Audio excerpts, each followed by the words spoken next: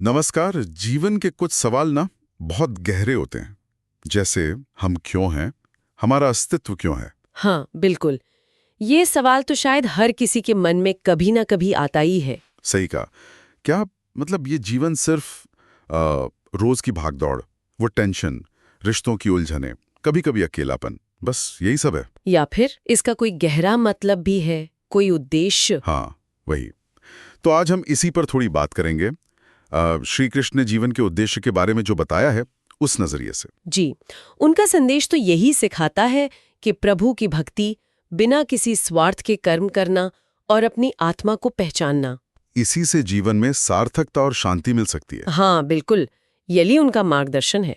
चलिए, इसी गहरे दर्शन को थोड़ा समझने की कोशिश करते हैं आज। जरूर। तो देखिए, श्री कृष्ण का जो मार्गदर्शन है वो बहुत स्पष्ट है और टाइमलेस है, मतलब हमेशा प्रासंगिक। उनके अनुसार जीवन का जो सबसे बड़ा उद्देश्य है वो है ईश्वर के प्रति पूरा समर्पण। समर्पण मतलब उनकी सेवा में लगे रहना। जैसा गीता में वो खुद कहते हैं, मन मना भव मद भक्तो मध्याजी मा नमस्कुरु। अच्छा, इसका क्या अर्थ हुआ? यानी अपना मन मुझ में लगाओ, मेरे भक्त बनो, मेरी पूजा करो और मुझे नमस्कार करो।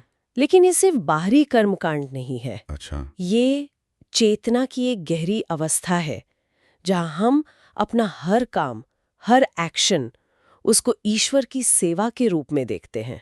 ये सुनने में तो बहुत शक्तिशाली लगता है, पर आजकल की जो लाइफ है इतनी भागदौड़ वाली। हाँ, बिल्कुल। ध्यान तो बहुत आसानी से भटक जाता है। हाँ, तो अपने हर काम को ईश्वर की सेवा मानना, ये प्रैक्टिकली कैसे हो पाता है?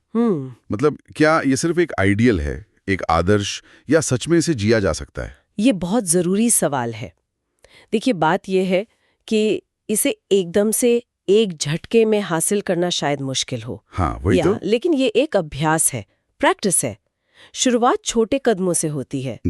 जैसे जब हम अपना काम करते हैं, चाहे ऑफिस का हो या घर का, हाँ, उसे पूरी ईमानदारी से, निष्ठा से करें। ठीक है। ये सोचकर कि ये भी ईश्वर की जो बड़ी व्यवस्था है, हाँ, उसका एक हिस्सा है, तो धीरे धीरे वो सेवा का भाव, वो भक्ति, वो विकसित होने लगती है। अच्छा।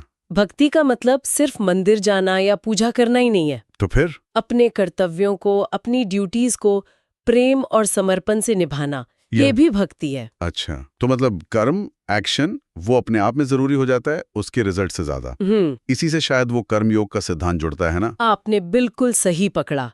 श्री कृष्ण का एक और बहुत प्रसिद्ध उपदेश है ना, कर्मण्येवाधिकारस्ते मा फलेषु कदाचन। हाँ, ये तो सुना है। तुम्हारा अधिकार केवल कर्म करने में है, उसके फल में कभी नहीं। इसका मतलब है कि हमें अपना काम, अपना कर्तव्य पूरी लगन से, अपनी पूरी क्षमता से करना चाहिए। ठीक है। लेकिन उसके नतीजे क्या होंगे, सफलता मिलेगी या असफलता, इसकी चिंता या उससे जुड़ाव, मोह, वो नहीं रखना चाहिए। यही अनासक्ति भाव, यही डिटैचमेंट हमें स्ट्रेस से, निराशा से बचाता है। लेकिन फल की इच्छा न रखना तो बहुत मुश्किल है, बहुत कठिन लगता है ये। हाँ, है तो। हम इंसान है भाई, कुछ भी करते हैं तो कहीं ना कहीं एक उम्मीद तो रहती है कि नतीजा अच्छा हो। बिल्कुल रहती है। तो इस अनासक्ति को, इस डिटैचमेंट को कैसे साधा जाए, कैसे प्रैक्टिस करें? देखिए, ये साधना धीरे धीरे होती है, समझ से और अभ्यास से। समझ से?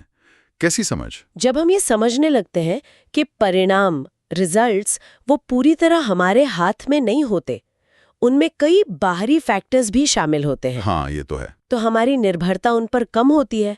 और दूसरा पहलू है ज्ञान योग का, अपनी असली पहचान को समझना। अपनी असली पहचान मतलब आत्मा। हाँ, गीता कहती है, नैनम छिंदन्ति शस्त्राणि नैनम दहति पावकः।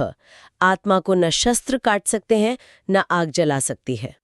हाँ, ये शरीर नहीं है जो नाशवान है, हम वो अविनाशी आत्मा है। अच्छा, यानी जब हम खुद को सिर्फ ये बॉडी या अपनी अचीवमेंट से जोड़कर नहीं देखते जी, बल्कि उस शाश्वत आत्मा के रूप में देखते हैं, बिल्कुल, तो फिर सफलता, असफलता, मान अपमान, ये सब उतने मायने नहीं रखते। बिल्कुल कम असर डालते हैं। तो क्या यही आत्मज्ञान हमें दुनिया के दुखों और तनाव से ऊपर उठाता है? हाँ, बिल्कुल। आत्मज्ञान हमें एक सही पर्सपेक्टिव देता है, एक नजरिया। जब हम जानते हैं कि हमारी असली पहचान इस फिजिकल दुनिया की चीजों से परे है, तो हम छोटी छोटी बातों से, उतार चढ़ाव से उतने विचलित नहीं होते। सही है। और यही समझ हमारे रिश्तों को भी बेहतर बनाती है। रिश्तों को? वो कैसे? देखिए, अक्सर रिश्तों में तनाव क्यों आता है? अपेक्षाओं के कारण, हाँ एक्सपेक्टेशंस, स्वार्थ के कारण। हाँ, ये तो होता है। गीता बात करती है सुख दुखे समय कृत्वा, सुख और दुख में समान भाव रखने की। जब हम रिश्तों में बिना स्वार्थ के प्रेम और सेवा का भाव लाते हैं, दूसरों को भी ईश्वर का ही रूप मानकर सम्मान देते हैं, तो तनाव कम होता है, संबंध गहरे होते हैं। और शायद अकेलापन भी इसी नजरिए से कम महसूस होता होगा। हाँ, निश्चित रूप से। जब कोई खुद को सिर्फ एक अलग इकाई ना मानकर ईश्वर से और पूरी सृष्टि से जुड़ा हुआ महसूस करता है। बिल्कुल। जब हम भक्ति और सेवा में लगते हैं तो हम ईश्वर से जुड़ते हैं और सेवा के जरिए समाज से दूसरों से जुड़ते हैं। ये जुड़ाव अकेलेपन की भावना को मिटा देता है। हम महसूस करते हैं कि हम एक बड़े उद्देश्य का हिस्सा हैं। अच्छा। तब असफलताएं भी हमें तोड़ती नहीं, बल्कि वो सीखने का एक मौका बन जाती हैं। क्योंकि हमारा फोकस रिजल्ट पर नहीं रहता, बल्कि कोशिश पर और ईश्वर की सेवा पर रहता है। जी हाँ, बिल्कुल, प्रयास और ईश्वर की सेवा पर। तो अगर कोई इन सिद्धांतों को अपने जीवन में उतारना चाहे तो शुरुआत कैसे करें? कुछ छोटे प्रैक्टिकल स्टेप्स। हाँ, कई सरल तरीके हैं, बिल्कुल है। बताइए। रोज कुछ समय निकालें ईश्वर के ध्यान के लिए या नाम जप के लिए। ठीक है। अपने रोज के काम को पूरी ईमानदारी और सेवा भाव से करने की कोशिश करें, फल की चिंता किए बिना। समय समय पर ये विचार करें, आत्मचिंतन करें कि मैं ये शरीर नहीं, आत्मा हूँ। अच्छा। रिश्तों में एक्सपेक्टेशंस की जगह प्रेम और सेवा को जगह दें, और अगर संभव हो तो किसी न किसी रूप में दूसरों की मदद करें, सेवा करें। ये छोटे छोटे कदम भी जीवन में शांति और सार्थकता लाने की दिशा में एक बड़ा बदलाव ला सकते हैं। तो संक्षेप में कहें तो श्री कृष्ण का मार्गदर्शन एकदम स्पष्ट है। हाँ। जीवन का सच्चा उद्देश्य अपने छोटे मैं के दायरे से ऊपर उठना है और ईश्वर की भक्ति, बिना फल की इच्छा के कर्म करना और अपनी असली आत्मिक पहचान को जानना, इसी में उद्देश्य निहित है। सही। यही मार्ग है जो जीवन के तनाव को शांति में बदल सकता है, रिश्तों को प्रेम में और हमारे अस्तित्व को सार्थकता दे सकता है। ये विचार सचमुच सोचने पर मजबूर करता है। आज की ये जो तेज रफ्तार जिंदगी है, हाँ, क्या हम सच में अपने हर काम को ईश्वर की सेवा मानकर बिना फल की इच्छा के जी सकते हैं? ये कितना प्रैक्टिकल है और इसे साधने की जो यात्रा होगी वो कैसी होगी, इस पर जरूर सोचिएगा। अगर आपको ये चर्चा उपयोगी लगी, ज्ञानवर्धक लगी, तो कृपया इस वीडियो को लाइक करें और हमारे चैनल को सब्सक्राइब करना ना भूलें। धन्यवाद।